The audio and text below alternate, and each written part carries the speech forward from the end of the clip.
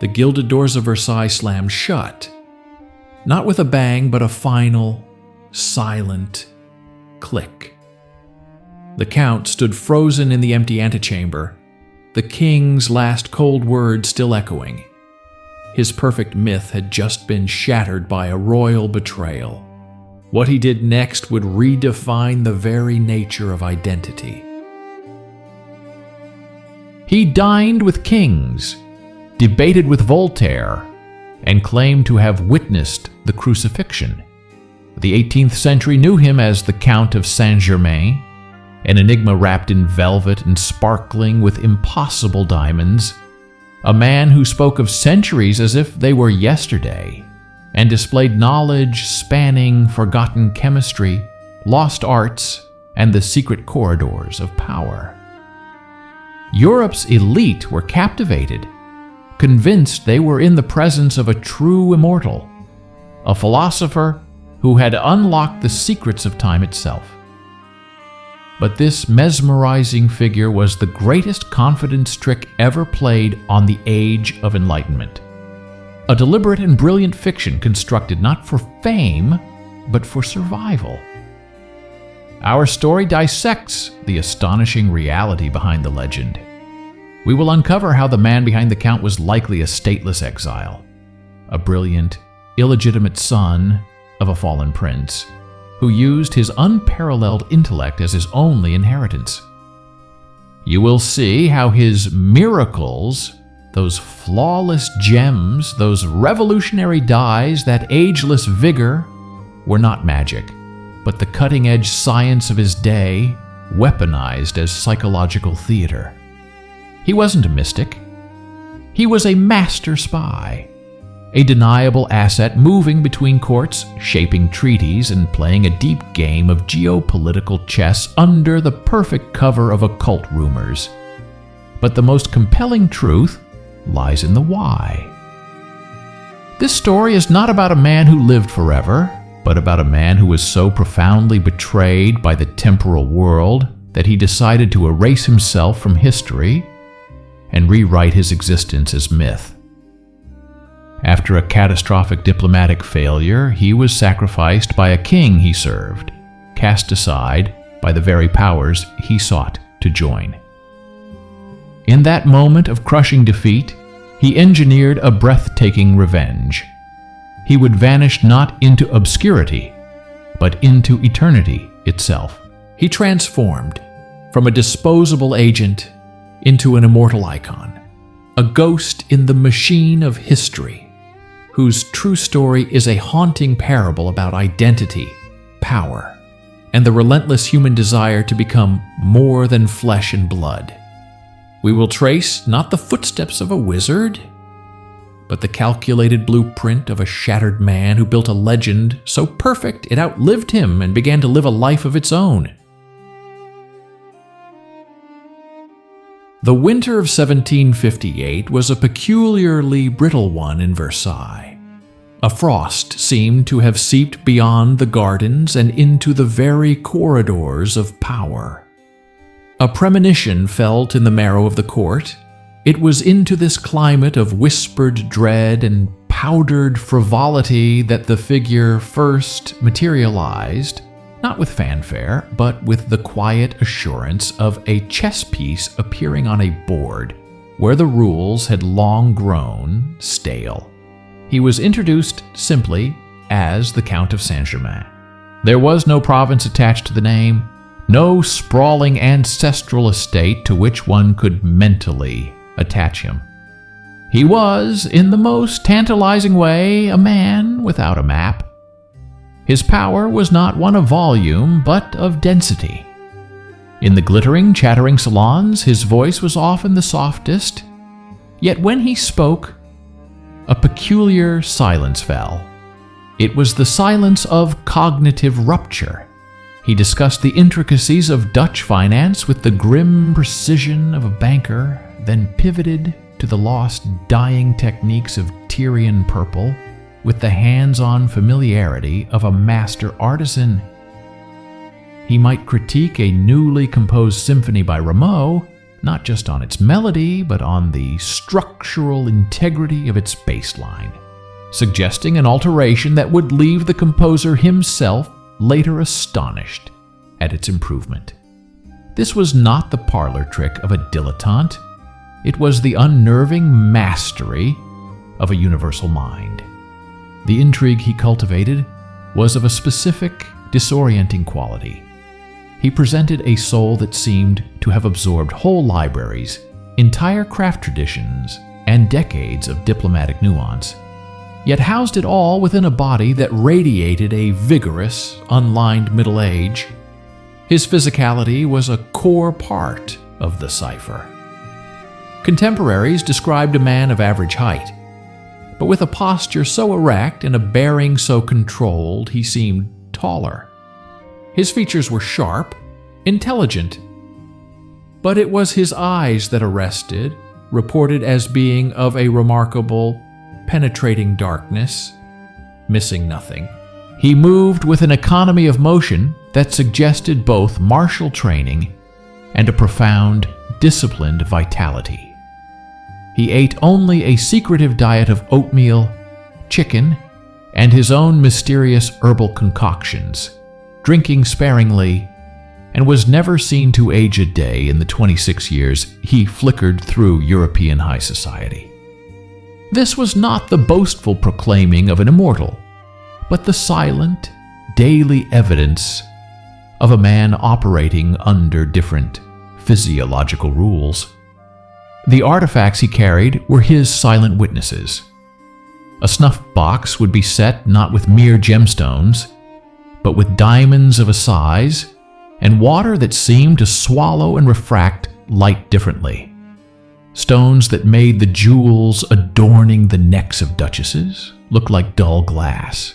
If pressed, he would speak casually of processes for softening emeralds or removing the flaws from pearls, language that straddled the line between advanced lapidary science and pure alchemy.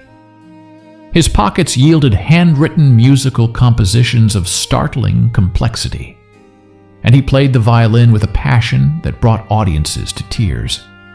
Yet for all these tangible wonders, his most potent tool was the deftly planted personal anecdote. He would lament the political missteps of the Medicis as if recalling a recent, poorly managed business affair. He'd mention a conversation with the late Queen Anne of England with a sigh of personal disappointment. He never stated his age. He simply narrated history from a first-person periphery. Louis XV, a king increasingly suspicious of his own court and drawn to the shadows of secret diplomacy, recognized in Saint-Germain a unique instrument. He granted the Count private apartments at the Château de Chambord, not as a noble, but as a prized, confidential resource. Here, Saint-Germain's true project crystallized. He was not seeking a title or a military commission. He was constructing a sovereign state of identity, a nation of one, whose borders were defined by mystery and whose currency was awe. In an epoch where a man's worth was dictated by a parchment lineage, he presented a living manuscript written in invisible ink. He made the court, for all its cynicism, want to believe. He offered a reprieve from their decaying reality, a glimpse of a world where knowledge could conquer time, where a single mind could hold the secrets of the ages. He was the ultimate confidence man, but the confidence he inspired was in the possibility of magic itself, a magic he embodied with every perfectly chosen word, every inexplicable gem, and every glance that seemed to have witnessed the turning of centuries. The man was becoming a myth, not in retrospect, but in real time, before the dazzled eyes of a society teetering on the brink of oblivion. To understand the Count, one must first dismantle him. Behind the scintillating facade of the salon, immortal, lay a far more compelling and human architecture. a blueprint drawn in the stark lines of 18th century realpolitik and personal exile. The myth was a deliberate performance, but the stage upon which it was built was one of cold, hard necessity. The most credible key to his origin lies not in Transylvanian castles or ancient temples, but in the turbulent dynastic politics of a fading European powerhouse. Compelling scholarly evidence, notably the research of historian Marie de Sade, points to the strong possibility that he was the secret, illegitimate son of Francis II Rákóczi, the exiled prince of Transylvania. This was not a romantic heritage, but a cursed one. Born in the shadows, likely around 1710, and smuggled to Italy for his safety, the boy who would become Saint-Germain entered life as a political ghost, an heir to nothing but a name too dangerous to claim. His innate brilliance found patronage with the powerful Medici family, who refined his mind while his status condemned him to eternal peripherality. This rootlessness wasn't a choice. It was his foundational trauma. It bred in him a profound understanding that in a world governed by blood and parchment, true power for a man like him could only be seized through the mastery of intangible assets: information, influence, and perception. His entry into the world of high-stakes diplomacy was thus almost inevitable. He possessed the perfect resume for a clandestine operator: polyglot fluency, a chameleonic ability to navigate cultures, no loyalties to any state, and a personal history that could be conveniently obscured. He became what we would now term a deniable asset. His patron was likely the ambitious Marshal of France, the Duc de Belle-Île, a man with grand geopolitical visions that required delicate, off-the-books maneuvering. Saint-Germain's documented travels read like an intelligence itinerary. Persia, studying dyeing techniques, a cover for assessing trade routes and British influence. Vienna, moving through the Habsburg court, a listening post for French interests. London, where he was briefly arrested as a Jacobite spy. His methods were the essence of his legend.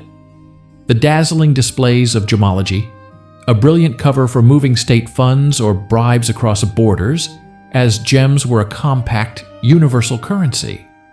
His alchemical expertise in removing flaws from jewels and metals. This was likely advanced knowledge of industrial chemistry and metallurgy, a field of immense military and economic value, gleaned from secretive workshops across Europe. His endless soiree performances were not mere vanity. They were his intelligence network. He extracted secrets not in dark alleys but under candlelight, while demonstrating a novel violin technique for a mesmerized ambassador. People confessed to him, boasted to him, and sought his cryptic counsel because he presented himself as a force above the grubby fray of nations, a neutral, omniscient confidant. He was selling the ultimate commodity, the illusion of disinterest. This was the brutal, grinding reality beneath the velvet. The man who spoke of ancient history as yesterday was, in the present, engaged in the meticulous, perilous work of shaping tomorrow. He drafted treaties, advised monarchs on economic policy, and proposed military strategies. His motivation was complex: a genuine intellectual engagement with statecraft, a desire for the belonging and recognition his birth denied him, and the sheer addictive thrill of moving history's hidden levers. He didn't crave a throne. He craved the proof that his mind, his fabricated self, could outmaneuver the entrenched power of those born to theirs. The occult rumors he encouraged were the perfect psychological operation, a smokescreen that rendered his true work, the work of a supremely gifted, utterly mortal agent, invisible. While the court marveled at the philosopher's stone, they failed to see the spy master's ledger. He was a ghost, but one who haunted the machinery of empires, not their graveyards. And in this fragile double life lay both his extraordinary success and the seeds of his eventual spectacular ruin.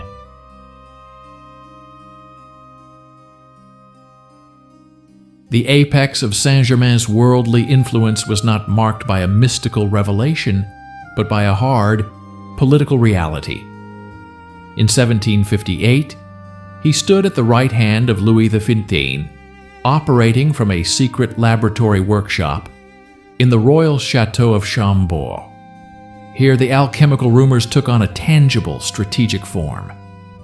He was not seeking to transmute lead into gold for parlor tricks, but to bolster the French treasury through advanced industrial processes, perfecting linen dyeing, improving metal alloys, developing cosmetics for the lucrative royal monopoly. The king, disillusioned with his own ministers and entranced by secret diplomacy, saw in the Count a perfect extra-institutional instrument, a man of genius, untainted by court factions, whose very ambiguity made him pliable. This trust placed Saint-Germain at the white-hot center of a daring and catastrophic geopolitical gamble. The mission, championed by his patron, the Duc de Belle-Île, was audacious in its scope. It aimed to fundamentally realign the balance of power by orchestrating a vast triple alliance. The plan was to secretly reconcile France and her ancient enemy, Austria, while simultaneously drawing Russia into the French orbit, and, most remarkably, forging a military pact with the restive Mughal Empire in India to strangle British colonial power at its source. Saint-Germain was the nexus. His proven skills as a confidential agent, his perceived neutrality, and his web of contacts made him the logical emissary. He shuttled between Versailles and the Dutch United Provinces, a neutral ground for clandestine talks, carrying encrypted proposals and promises. For a man born stateless, this was the ultimate validation. He was not just influencing history, he was attempting to stitch continents together with his own hands. The collapse, when it came, was not a dramatic explosion, but a slow, suffocating unraveling. The intricate design proved too fragile for the crude weight of reality. Key intermediaries proved unreliable. The British Intelligence Service, formidable and ever watchful, intercepted communications. Rival factions within the French court, led by the powerful foreign minister, the Duc de Choiseul, grew violently jealous of this upstart outsider operating in the king's shadow.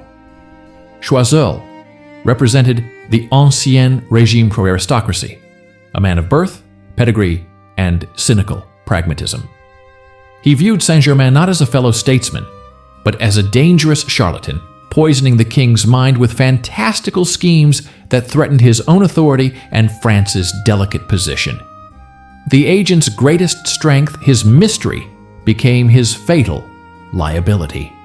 It was easy to smear what you could not define.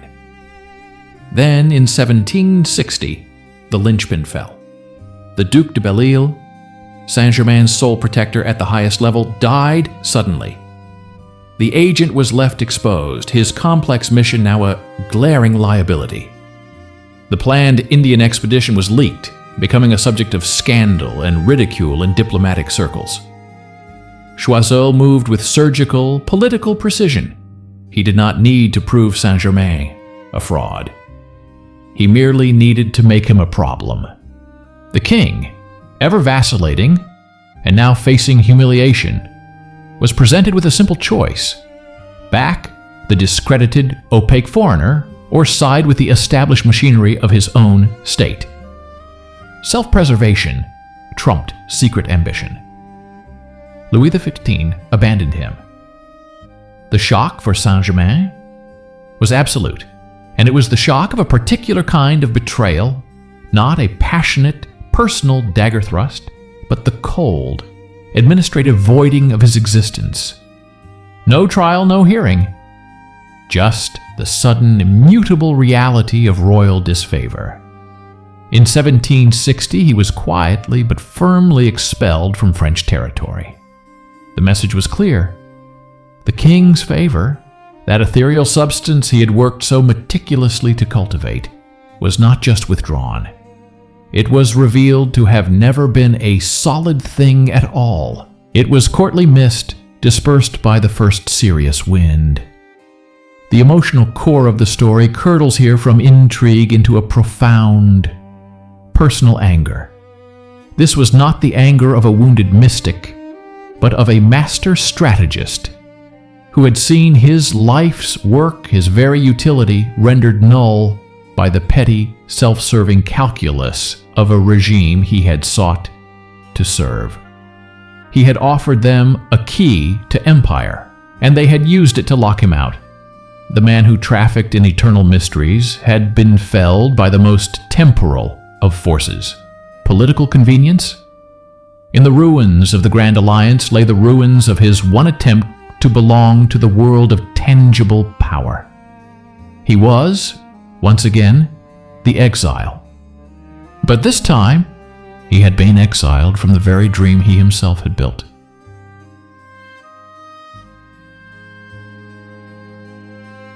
The years immediately following his exile from France are marked not by disappearance, but by a deliberate, haunting peregrination.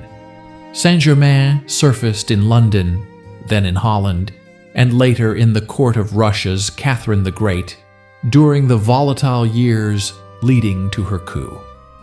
To a casual observer, it might have seemed the Count was simply continuing his eternal wanderings, but a closer examination reveals a profound and chilling metamorphosis. The man was conducting a forensic autopsy on his own failed identity, and in the cold light of his disgrace, he began engineering a new one with the ruthless precision of a master chemist. His sojourn in the Dutch United Provinces is particularly revealing. Here, in the nation that was Europe's central clearinghouse for both finance and information, he shed the last vestiges of the political operative. He took modest lodgings and engaged in a flurry of tangible commercial activity. He partnered with local merchants not to broker state secrets, but to sell his revolutionary recipes for dyes, varnishes, and leather treatments. The elixir of life was quietly rebranded as a superior medical tonic. This was not a retreat, it was a recalibration. He was testing the market, so to speak, for the components of his own legend, divorcing them from the toxic asset of courtly favor. He learned that the idea of Saint-Germain, the ageless genius, the possessor of lost arts, had a currency far more resilient than the man himself. The agent had been rejected, but the myth remained bankable. It was in this period that his personal narrative underwent its critical alchemical shift. Previously, his hints at longevity had been conversational garnishes, playful ambiguities designed to captivate patrons. Now they became the central non-negotiable pillar of his being. He began to speak less of contemporary politics and more of a personal timeline that defiantly resisted chronology. He stopped suggesting and started embodying. The motivation was no longer about gaining influence, but about building an ontological fortress.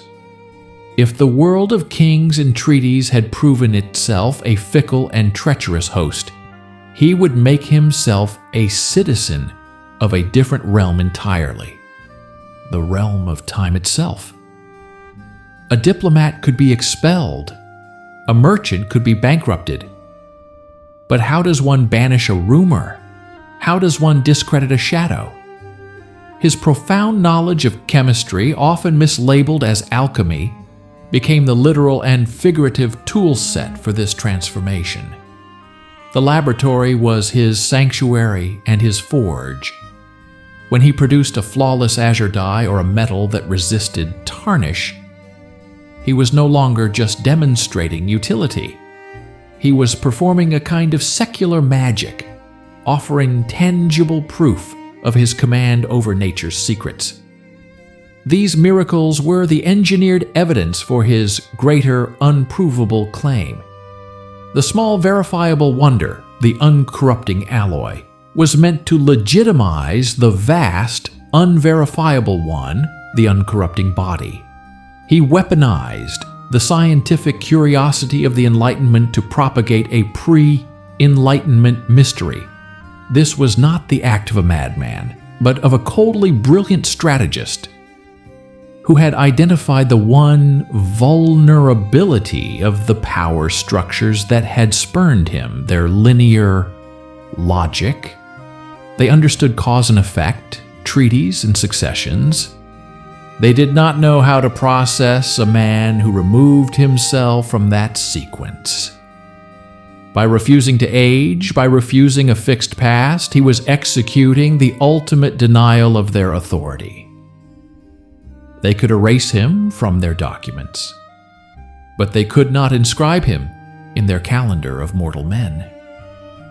His rebellion was an act of existential defiance. He would forge for himself a biography written not in events, but in perceptions, a life measured not in years, but in accumulated awe. The wounded agent was disappearing, molecule by molecule in the crucible of his own design, and what was beginning to coalesce in his place was something far more potent and terrifying. A pure, self-sustaining legend. He was no longer escaping his past.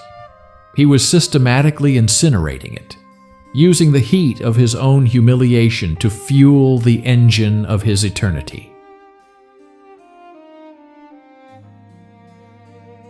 The purported death of the Count of Saint-Germain in 1784, in the residence of Prince Charles of Hesse-Kassel, was not an ending, but the masterstroke of his experiment.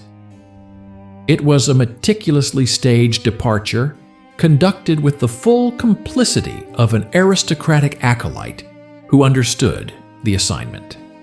To seed the narrative of his passing while simultaneously whispering of its impossibility. The prince would later speak reverently of the Count's peaceful demise, yet also carefully preserve his manuscripts, his chemical recipes, and the unshakable conviction that his friend was more than he seemed.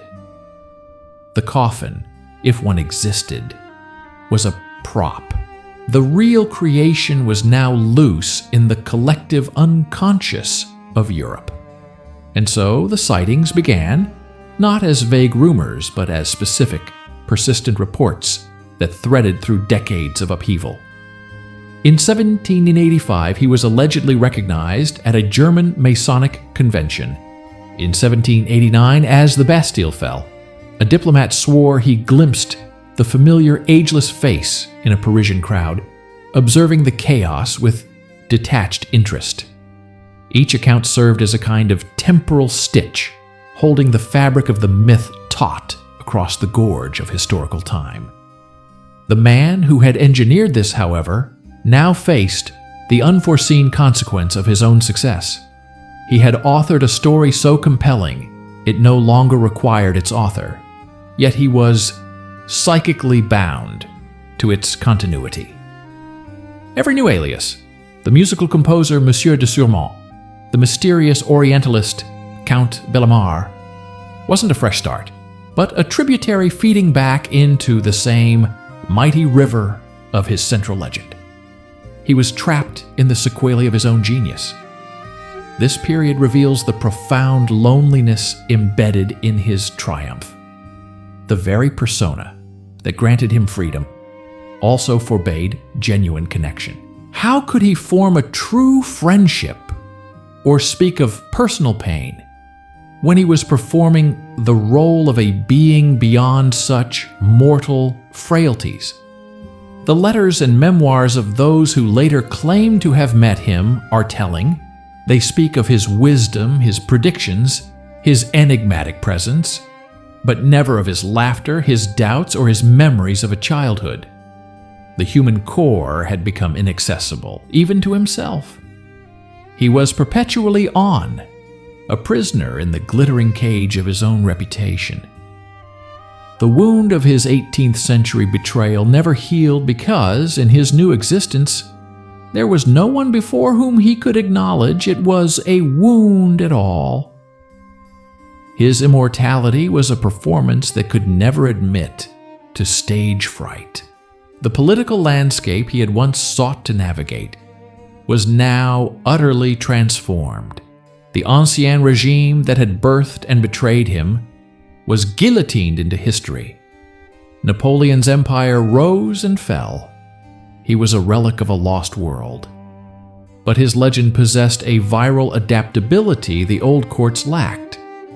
In the 1820s, he was seen in Vienna during the Congress that redrew Europe's map, a fitting reappearance for the eternal diplomat. By the 19th century, the Theosophical Society, led by Madame Blavatsky, canonized him as an ascended master, a spiritual entity guiding humanity. His fabricated timeline was now being curated and expanded by devoted followers who had never met him. The spy master's fiction had achieved total operational independence. This is the haunting tragedy of his later years, spent likely under various discrete identities in German states. He could read a pamphlet extolling the wonders of the Count of Saint-Germain, the man who conversed with Jesus and possessed the secret of eternal life.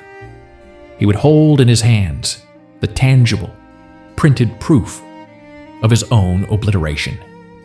The flesh and blood man, the brilliant chemist, the wounded exile, the failed diplomat, had been completely dissolved in the solution of his own myth. He had won his battle against obscurity so decisively that he had rendered his own humanity obsolete. The ultimate twist was not that he lived forever, but that he had succeeded in making his mortal life irrelevant. He wandered not through centuries, but through the echo chamber of his own celebrity, a celebrity that celebrated a ghost. The legend was eternal. The man was merely exhausted.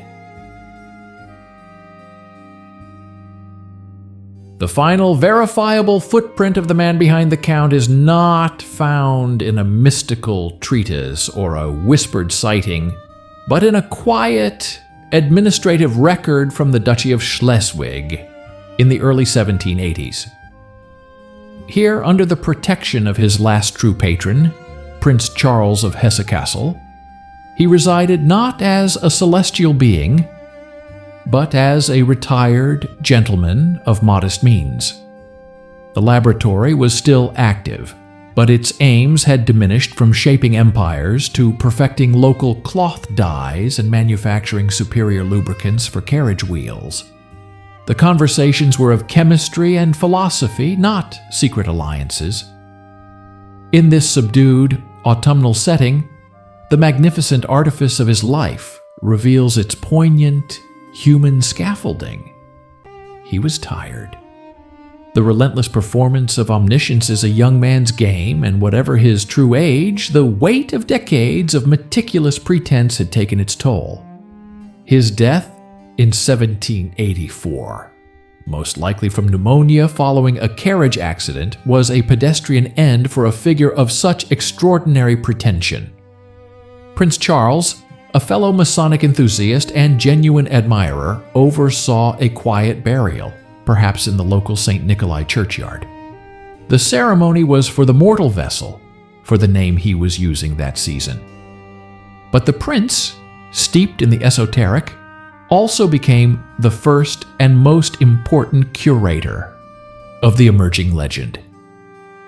He preserved the Count's papers, shared fragments of their conversations about the secret of prolonging life, and spoke in hushed tones of his friend's passing as a mere transition. This was not deception, but belief. Saint-Germain had succeeded in his ultimate alchemy. He had transmuted a living man into a credible idea. What follows is the breathtaking divorce between the physical corpse and the living story. While his body returned to the elements in a nondescript German plot, his identity embarked on its own immortal journey. The timing was historically perfect.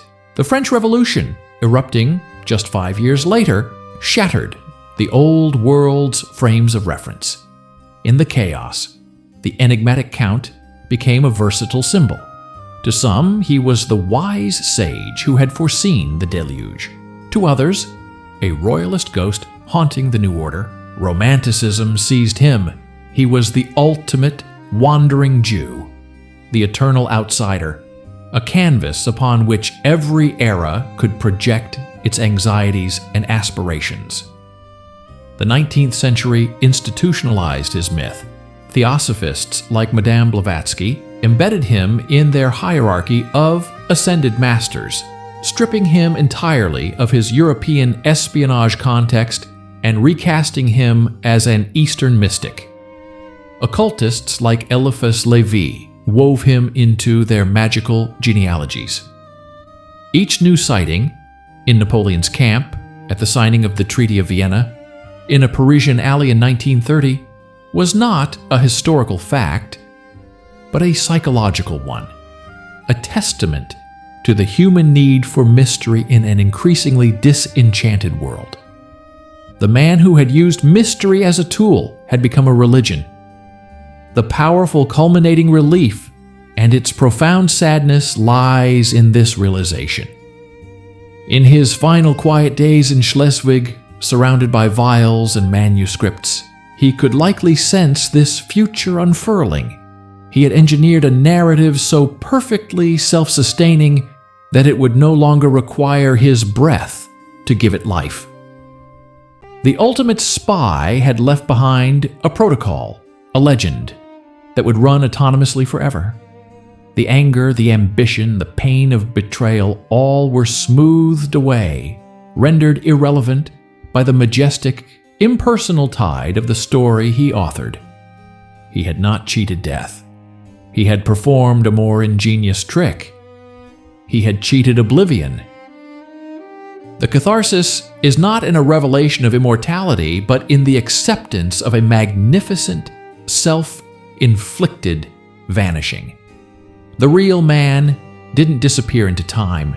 He dissolved into the collective yearning of humanity for something beyond the mundane. He rests, not in an unmarked grave, but in the endless library of what if. He is not a historical figure, but a narrative event, and in that he achieved the only form of eternity this world truly grants. He became a story that we, needing his mystery, choose to keep telling. The wound of his mortal life was finally and forever healed by the scar tissue of myth.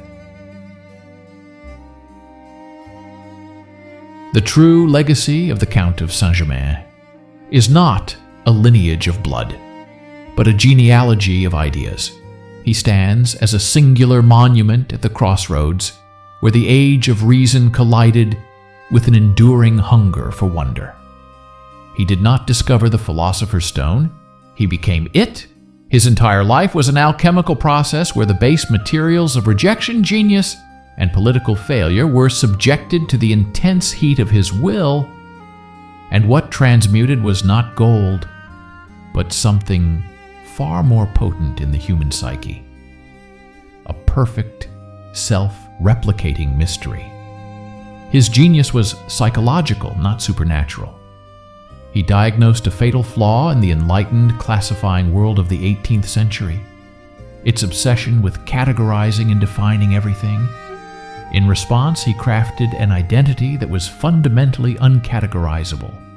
He was a living paradox, a human oxymoron, the documented ephemeral. By refusing to be solved, he ensured he would never be forgotten. Every royal court, every secret society, every occultist of the following centuries found in him a vacant throne upon which they could project their own fantasies of hidden knowledge and escaped mortality. The theosophists needed an ascended master, so he became one.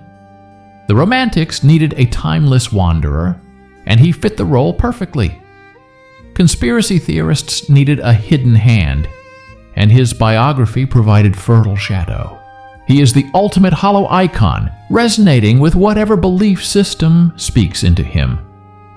This leads us to the poignant, human core beneath the glittering artifice. The emotional resolution here is not joy, but a profound and solemn relief, the relief that comes with solving a sublime riddle. The eternal wanderer was not running from death. He was fleeing the crushing mundanity of being defined, categorized, and ultimately discarded. His endless journey was not through time, but through the perceptions of others. The powerful catharsis lies in understanding that his immortality was a chosen cage, constructed from the very bars meant to protect him.